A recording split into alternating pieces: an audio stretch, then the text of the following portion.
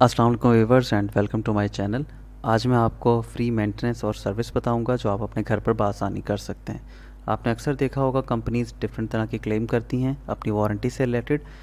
कुछ कंपनीज़ 2 साल की जनरल वारंटी और 12 साल की कंप्रेसर वारंटी भी देती हैं। इससे ये ज़ाहिर तो होता है कि किसी भी स्प्लिट एसी की लाइफ 12 साल से ज़्यादा होती है।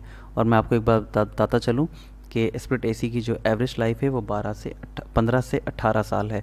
लेकिन हमारे एसीज़ इतने ज़्यादा चलते नहीं हैं, 5 साल के अंदर ही वो जवाब दे देते हैं। और उसके बाद हम किसी मैकेनिक को बुलाते हैं, मैकेनिक आकर उसको चेक करता है और चेक करने के बाद बताता है कि इसमें कोई लीकेज हो गई है।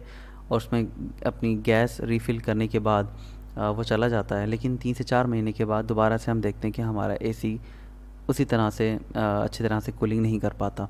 तो आज मैं आपको जो टिप्स दूंगा, इससे मैं आपको यकीन दिलाता हूँ कि आपके एसी की लाइफ भी 5 से 7 साल बढ़ जाएगी और बहुत आसानी के साथ आप अपने घर में अपने एसी की मेंटेनेंस कर सकते हैं। आप एसी के 2 पार्ट्स होते हैं जिसमें एक इनर यूनिट और एक आउटर यूनिट है। सबसे पहले मैं आपको क्लीनिंग बताऊंगा उसके इनर यूनिट की।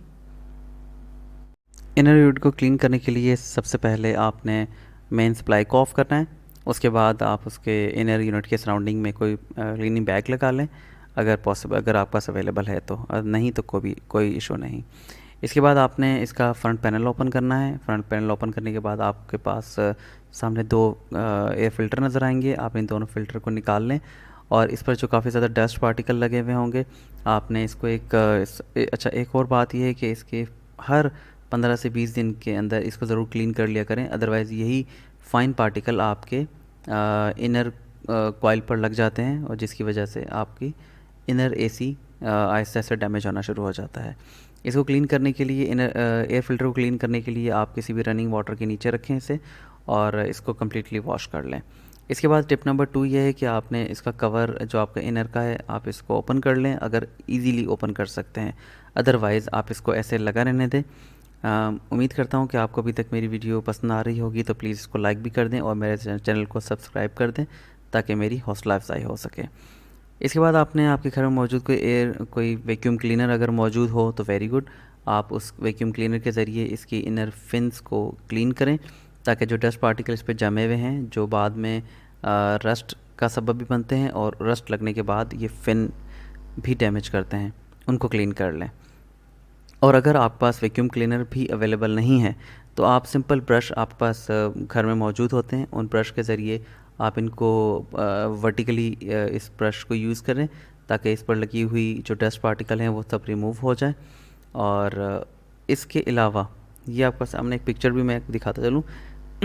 इसमें आप देख रहे होंगे कि सेंटर में ये वो एरिया है जो ब्रश के ज़रिए क्लीन किया हुआ है और ये वो एरिया है जो विदाउट क्लीनिंग है। आप देख रहे होंगे कि इसकी कितनी अहमियत है। इसमें आहिस्ता आहिस्ता तमाम जो फिन्स की जो सराउंडिंग एरिया है वो सब कुछ कम्प्लीटली लॉक होता जा रहा है, जिसकी वजह से एक तो एयर पास नहीं होती और ना ही कूलिंग इस तरह से आउट हो सकती है। और ऑफ कोर्स उसकी वजह से एक प्रेशर डेवलप हो रहा होता है इंडोर यूनिट पर और वही प्रेशर आपका आउटडोर यूनिट पर शिफ्ट होता है, जिसकी वजह से हमारा कंडेंसर जो कंप्रेसर है वो भी आहिस्ता आहिस्ता कोलैप्स कर जाता है। अगर आप ये ब्रश नहीं यूज़ करना चाहते तो आप एवापोरेटर फोम स्प्रे भी मौजूद हैं जो मार्केट में बहुत नॉमिनल प्राइस पर मिल जाते हैं। आप इस स्प्रे को सिंपली इनर यूनिट पर लगा दें कंप्लीट और उसके बाद 15 से 20 मिनट छोड़ दें, तो इससे जो भी आपके जो डस्ट पार्टिकल हैं वो रिमूव इजीली हो जाते हैं। इसके अलावा एक एंटी फंगल स्प्रे भी मिलता है मार्केट में। आप उस एंटी फंगल स्प्रे को अगर आप आपके इनर यूनिट पर लगाएंगे तो इससे आपके इनर यूनिट पर जो लगी हुई कुछ फंगस है वो भी क्लीन हो जाएगी और उससे फ़ायदा ये होता है कि यही फंगस बाद में रस्ट का सबब भी बनती है और उसके बाद वो फिन वहाँ से ख़राब भी हो जाती है। सो ये आपके एसी की लाइफ को भी कम कर देती है। इसके बाद आपने उन फ़िल्टर्स को वापस अपनी जगह प्लेस करना है और उसके बाद आपने जो आपकी मेन जो लाइन है, जो ड्रेनेज लाइन है आपकी, उसको एक दफ़ा क्लीन कर लें। आप चाहे तो सिंपली या तो उसको दोबारा से चेंज कर लें या फिर उसमें कुछ ब्लीच वगैरह डाल के उसको क्लीन कर लें। एट द एंड आपने अपने एसी को दोबारा से स्विच ऑन करना है और उसकी सर्विसिबिलिटी चेक कर लेनी है। मुझे उम्मीद है कि आपको इन कुछ टिप्स के बाद आप अपने इनर यूनिट को बहुत तरीके से साफ़ कर सकते हैं। व्यूवर्स, अब हम बात करते हैं अपने आउटडोर यूनिट की क्लीनिंग से रिलेटेड। तो सबसे पहले हमने अपनी पावर सप्लाई ऑफ़ कर देनी है। उसके बाद अगर तो आपके पास कोई वैक्यूम अवेलेबल हो तो इसकी आउटर साइड से वैक्यूम के ज़रिए इसकी तमाम डस्ट को सक कर लें। और अगर आपके पास वैक्यूम अवेलेबल नहीं है तो आप बाहर की वाली साइड से आप कोई पानी इसके ज़रिए भी साफ़ कर सकते हैं। इसके बाद आपने एक बात देखी होगी कि लगाते हुए अक्सर व बेशतर इसकी फिन्स थोड़ी बहुत टेढ़ी हो जाती हैं जब मैकेनिक लगा रहा होता है। तो आपने उसका बहुत ज़्यादा ख्याल रखना है और उसको किसी भी नाइफ़ के ज़रिए, ये जो आम सिंपल सी नाइफ़ कोई हमारे पास अवेलेबल हो या कोई भी ऐसी चीज़ जिसके ज़रिए हम इसको सीधी कर सकते हैं तो इसको सीधी कर लें ताकि एयर इसमें से अच्छी तरह से पास हो। इसके बाद बाहर से कुछ अनस्क्रू करें और इसके इसके जो फ़ैन लगा हुआ है इस फ़ैन को निकाल लें और ये बहुत इजीली निकल जाता है। इसको निकालने के बाद आपने राइट साइड पे देखा होगा कि कुछ इसकी कुछ कॉइल्स वगैरह नज़र आ रही होती हैं। उन कॉइल्स को अच्छे तरीके से साफ़ कर लें। उनके ऊपर सम टाइम कोई रस्ट लग रहा होता है तो किसी रेगमाल से साफ़ कर लें। और अगर रस्ट नहीं है तो सम टाइम इस पर कुछ भी बाहर के एटमॉस्फेयर की वजह से सम टाइम गंदगी लग जाती है तो इसको 100% इसको क्लीन कर लें किसी भी ब्रश के ज़रिए, किसी भी चीज़ के ज़रिए, आप किसी कपड़े के ज़रिए या कोई भी डिटर्जेंट यूज़ करके इसको 100% क्लीन कर लें।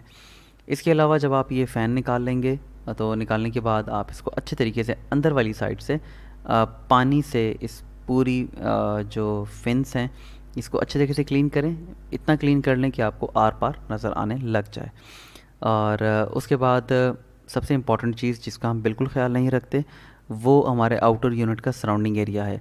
तो ये वो कुछ पिक्चर्स हैं जिसके ज़रिए मैं आपको बताना चाहता हूँ कि आपका आउटर एरिया फुल्ली क्लीन होना चाहिए because most of the time उन एरियाज़ में कुछ गंदगी पड़ी हुई होती है या सम टाइम कोई बारिशों की वजह से पानी जमा रहता है और उसके बाद उस पर जो भी कोई परिंदे वगैरह आकर बैठते हैं वही सारी गंदगी हमारी इन फेंस पे लग जाती है जिसकी वजह से वो अच्छे तरीके से एयर से सक नहीं कर पाता और लोड पड़ता है हमारे आउटर यूनिट पर जिसकी वजह से हमारे कंप्रेसर को ज़्यादा वर्क करना पड़ता है जिससे हमारी इलेक्ट्रिसिटी का बिल भी ज़्यादा आ जाता है और आहिस्ता आहिस्ता हमारा आउटर यूनिट भी कोलैप्स कर जाता है। इसके बाद आपने तमाम पार्ट्स को दोबारा से अटैच करना है और अटैच करने के बाद अगर तो आप उस एसी को नेक्स्ट सीज़न के लिए रखना चाहते हैं तो 100% उसको कवर कर लें और अगर आप यूज़ करना चाहते हैं तो उसको दोबारा से रीस्टार्ट कर लें।